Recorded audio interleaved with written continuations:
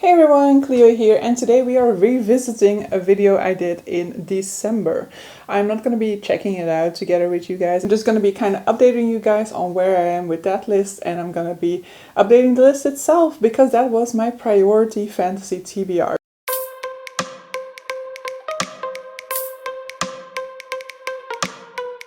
At the time in which I filmed that was very much more of a sort of like wish list, I guess, because I knew that for the coming 6 months I was mainly going to be involved in reducing my physical TBR, and so I wasn't going to be able to pick up many of those series. And so initially it had kind of been my idea to just update it after a year, but I have been requested to do an update already, so I might as well do it. I might as well update it around every 6 months or so. So to get started, let's update you guys on the series that I mentioned within that video that I have finished at this point in time. There are only 2 series that I can mention in that regards. One is one that I started and finished in 2022 so far, and that is the Greenbone Saga. So I read Jade City, Jade War, and Jade Legacy within 2022. So I am caught up to this. It depends how you see it. There is a novella within the series, or within the world of the series as well, which is The Jade Setter of Jan Loong, which I still need to read and which is probably going to be on my August TBR. And then I also completed A Course of Dragons. So at the time of my previous video I was already caught up, but then the 5th and final book was going to be coming out in May, so I already included it on my list. And so the 5th book in the series, The Discord of Gods, can more or less be considered the exception to my TBR Zero project, the one book that I bought knowing that it would add to my TBR. Now let's continue on and let's update you guys on what are kind of the 10 top fantasy works that are on my priority list at the moment. I say works because I'm gonna include some standalones on here. Let me just start with the ones that are not new from the previous video. So the ones that were priority then and that are still a priority now. First one that I want to mention, just because I don't have a physical copy here and otherwise I'm gonna forget it, is Ship of Magic by Robin Hobb. So it's the second series within the realm of the Elderlings. The series is called the Live Ship Traders series. So I have read the first trilogy within that realm. So I have read the Farseer trilogy, but I do want to continue. The Live Ship Trader series is a series that is separate from that one, so you can start with either one of these 2 series. This series also centers around a very different part of the world, and is very much more centered around sort of like pirate culture, so to speak. And in this culture there are these things referred to as live ships. It's basically ships in which the figurehead at the beginning of the boat has come to life, which can happen if 3 generations of captains have died on the boat itself. And so this is about to happen in this world, I think, but there is some sort of like trouble surrounding who is going to inherit this boat, I believe. I don't know too much about Live Ship Traders, except that a whole lot of people actually prefer Live Ship Traders to Farseer, or for a whole lot of people it's really like one of their favorite series within Realm of the Elderlings. It is definitely high on my priority list, but it's also one that, because I don't physically own, I am more likely to procrastinate on, or to kind of like push back in favor of books that I physically own. So hopefully I will eventually get around to it. Next up, we have a book that at that point I didn't know much about, and at this point I still don't know too much about, and that is The Sword of Kaigen by M.L. Wong. So this is standalone self-published fantasy. It is to do with war as far as I'm aware, and I think it has a really great female mother character. It is supposed to be ruthless. I am supposed to be left shattered at the end of reading this book, and I am very much dying to fit this into some sort of a TBR at some point. But I think the month of August once again will be full, so it won't be happening in August yet. Another one that was already on that list is The Mask of Mirrors by M.A. Carrick, of which I've now have found out that the M of the M.A. Carrick, which refers to one of the 2 authors of this book, is actually Mary Brennan, the author of A Natural History of Dragons, another fantasy series. The Mask of Mirrors is the first book in the series. The first 2 are out, and I think the 3rd one has just been pushed back. So that also means that my need to finish this before the end of the year has kind of dwindled a little bit, because I think I will have a little bit more time to catch up to the series in order to dive into the third one. But nonetheless, I do still really want to pick this one up. I think this has to do with kind of like swindling. It is a Venetian-inspired setting, and I believe it also does interesting stuff in terms of like a matriarchal society, I think. But in any case, it is one that I do want to absolutely dive into now and figure out whether this is my deal or not. I've heard nothing but good things about this one, and so I'm highly anticipating reading this one, but I also want to kind of lower my expectations to avoid me, not liking it as much as I thought I was gonna, and then, ending up disappointed and kind of resenting the series as a result. Another one that was in there, and I'm at the same point as I was at that point in time, and that is The Blade itself, the first book in the First Law series by Joe Abercrombie. So I read this one already, but I do need to continue on. I'm annoyed at the fact that this edition is not out there anymore, and so I would have to switch editions. And I do love this edition a whole lot, but it isn't readily available anymore, so I need to let it go. But so this is Grimdark Fantasy, in which we're following these three characters mainly in the first book. Their stories are quite separate for a long time, but they do eventually find their way together. Or not together, but they eventually start intermingling more and more. It's very character focused, and the overarching plot is really kind of missing for the majority of this first book at least. But so at the end of the first book, we kind of see the setup towards book 2, and so I'm eager to continue, especially since so many people love the First Law trilogy, and I want to see whether I fit in or not. It is potentially going to be the next series that the Catch Up Book Club, hosted by Becca from Becca and the Books, will tackle, in which case that would be a perfect jumping on point for me.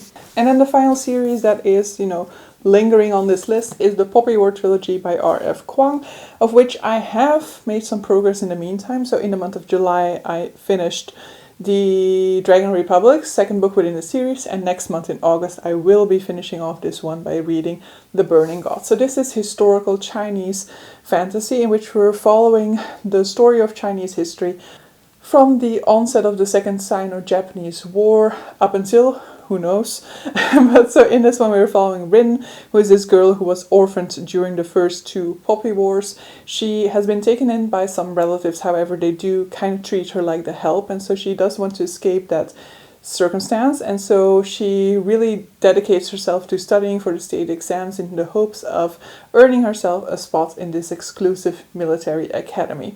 This book is very much centering around war and giving a realistic portrayal of war. The series as a whole is also sort of villain or this is the second time that I say villain origin story, in which basically R. Kwang wanted to explore how somebody becomes a Mao Zedong. So do not get too attached to any of the characters, because you might get your heart broken. Alright, so 5 carryovers. That means that I'm adding 5 new books to this list. This does not mean that the 5 other series that were in my original video aren't still on my radar. They've just been debunked to a lower priority. First series that is jumping in here is the King's Dark Tidings series by Kaikei. This is a series of which I just didn't know at the beginning of the year that there was going to be more content coming in 2022. So in the meantime, a prequel has already come out to this series, and then in September the 5th book within the series is going to come out as well. So this is a fantasy self-published series by Kaikei, and in this one we are following Reskin, who is this boy who has been trained all of his life to become a perfect assassin, basically. He has been trained by these masters and by these sort of teacher figures. However, at the beginning of the stories, the masters tell him that he needs to kill off all of his teachers. Basically, that is his sort of final exam. So Reskin continues to do so. However, the teachers don't go down easily, and they also start attacking the masters themselves.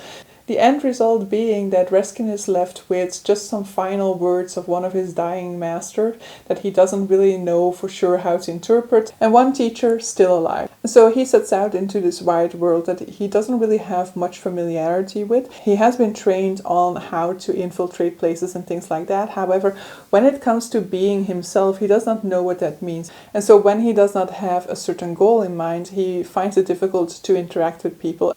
And I find this combination between him being this sort of like Renaissance man who can do whatever he sets his mind to, and this bumbling fool who doesn't really know how to deal with social interactions, very endearing. And so I really enjoyed the series a whole lot. So the fourth book within the series might be my least favorite so far, but that is also potentially because it's the only one that I listened to. No, it's the only one that I didn't listen to on audiobook. But in any case, I want to reread the series and then dive into the prequel, which is a prequel, but in principle you're supposed to read it after the fourth book and then dive into the fifth one.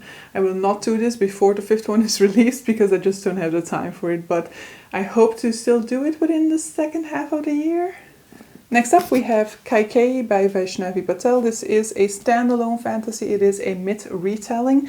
In this one we are following a Indian princess, basically a character from the Ramayana, and so she is unhappy with the way in which women are treated, or the women around her are treated, and so she wants to take matters into own hands and kind of research this old magic that has gone lost, I believe. I've heard really great things about this one. I've been meaning to pick it up. It was kind of one of the first things I thought I was going to be picking up after Project Zero TBR finished, but I just haven't managed to fit it into July, and I probably won't fit it into August neither.